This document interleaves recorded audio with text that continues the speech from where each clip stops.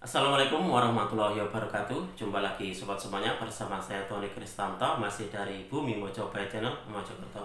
Nah sobat semuanya, beberapa hari kemarin itu ada salah satu dari subscriber saya bertanya bahwasanya Mas, pusaka saya ini kira-kira yang bagus yang mana dan yang kurang bagus itu yang mana. Nah saya di situ menjawabnya agak bingung sobat semuanya. Karena apa? Karena pada dasarnya setiap pusaka itu dibuat dengan tidak sia-sia. Jadi dibuat dengan tujuan yang bagus, yang mulia. Jadi sebuah pusaka itu dibuat tidak dengan sia-sia. Jadi seperti itu kalau untuk saya.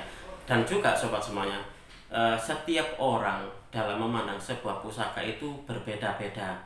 Terkadang apa yang bagus bagi saya, menurut saya itu belum tentu bagus menurut orang lain. Nah, di sini nanti sobat semuanya, saya ingin mengajak kalian semuanya untuk sedikit mengupas tentang keistimewaan dari keris dengan dapur yang sangat sederhana, yaitu dapur brojol. Nah, untuk itu langsung saja kita akan belajar bersama-sama.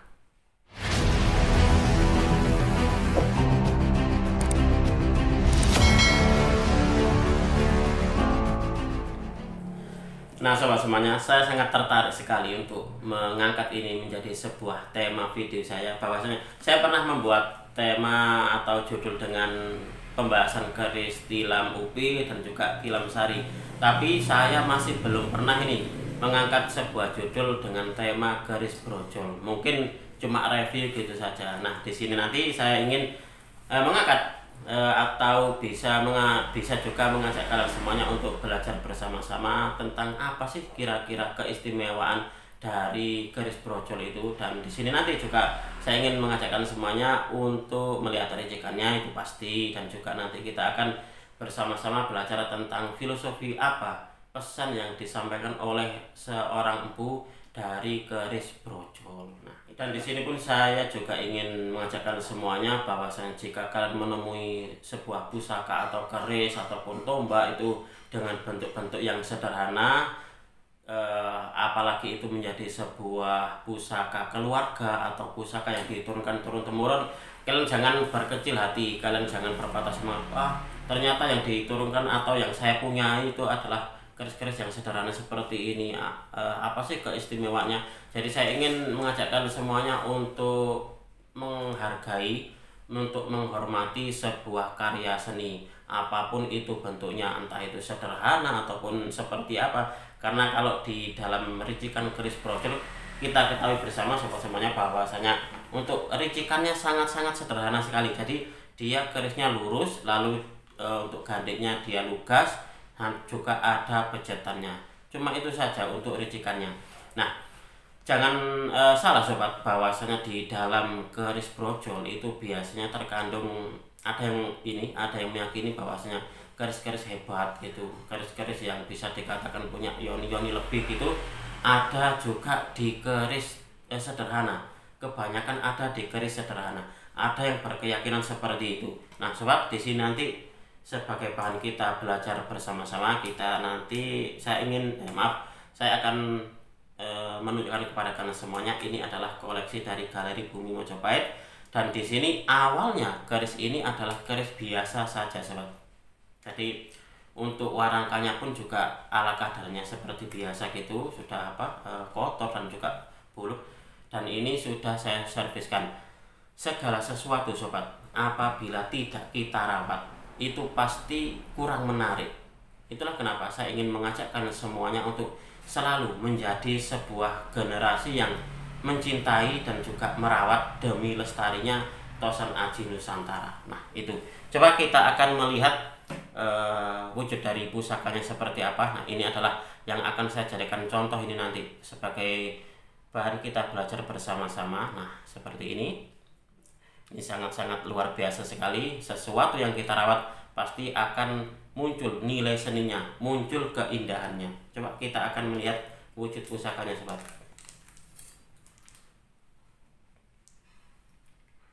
Nah ini adalah pusakanya. Ini adalah pusaka, kalau untuk menurut saya pribadi ini masuk di dapur brojol.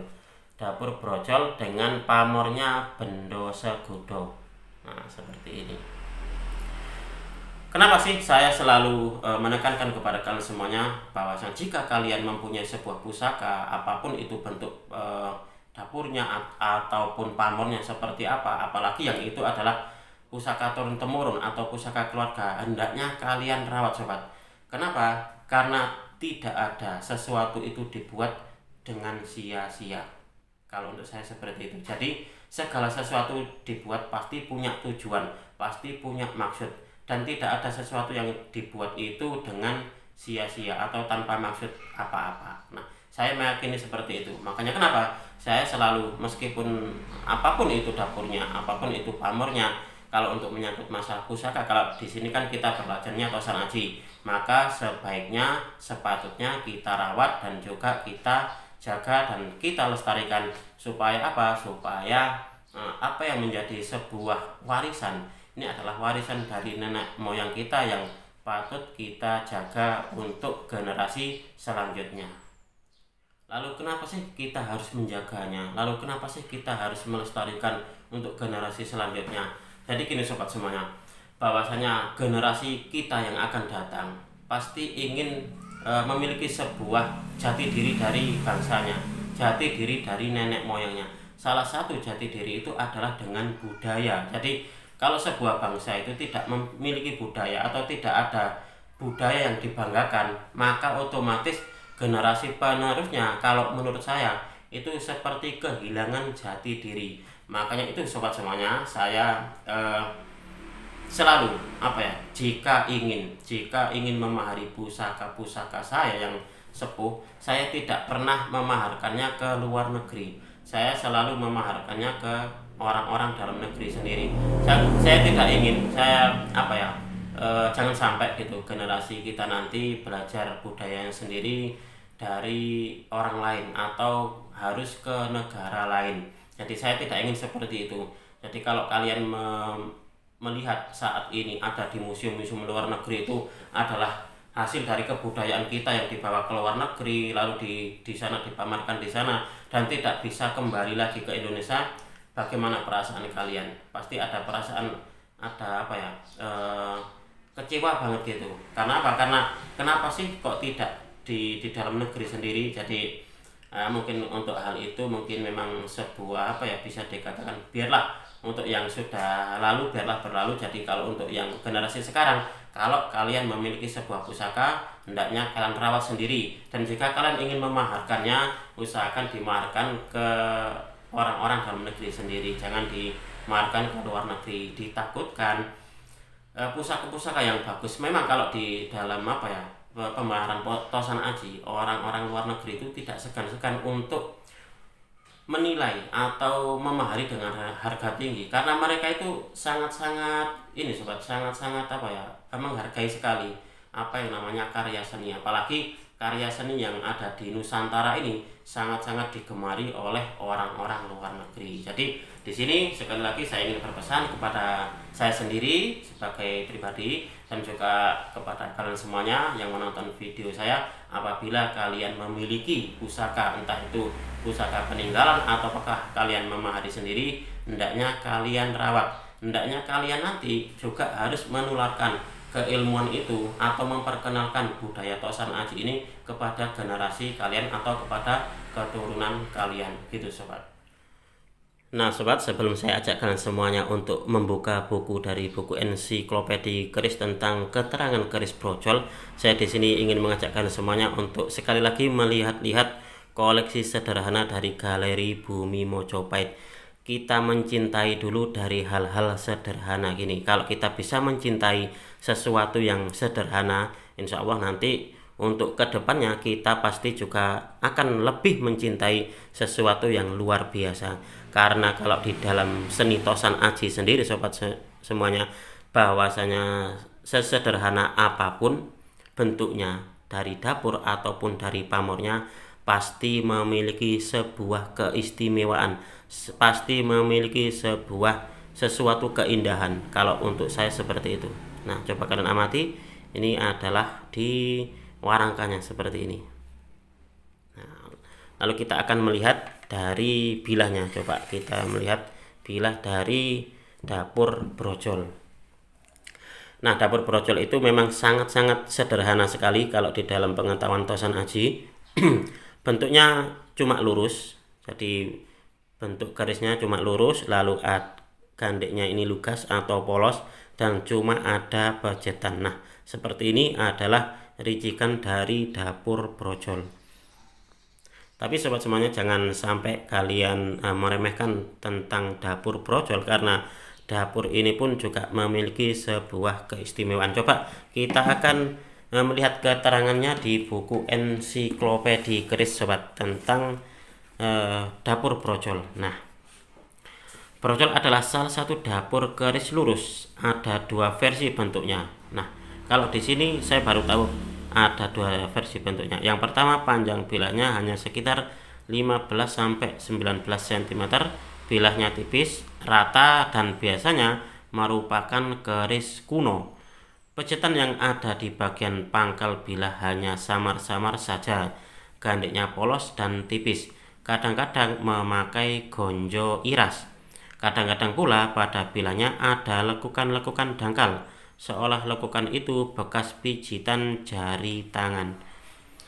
Keris brojol yang jenis pendek ini sering disalah kaprahkan dengan sebutan keris dapur sumbru. Nah, sobat, di sini memang kalau di dalam teman-teman Tosan Aji selama ini yang saya ketahui, memang kalau untuk keris-keris yang seperti yang disebutkan itu tadi, yang bentuknya pendek, lalu juga terkadang-kadang pula ada bilahnya itu ada lekukan dangkal, seolah-olah lekukan itu adalah bekas pijitan jari tangan. Memang di dalam teman-teman Tosan Aji terkadang memang menyebutnya dapur petok sumbru seperti itu. Nah, padahal sumbru adalah nama empu wanita dari zaman Pajajaran. Lalu selanjutnya,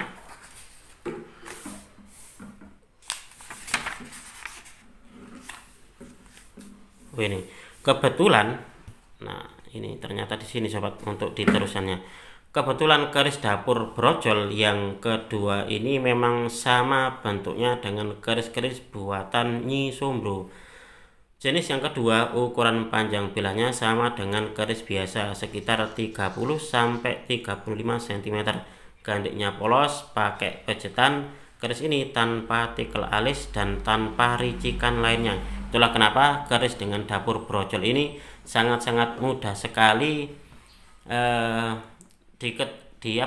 mudah sekali dikenali, karena untuk ricikannya ini sangat-sangat sederhana sekali. Jadi cuma ada gandeknya polos, lalu memakai pejetan, dan ricikan lainnya tidak ada.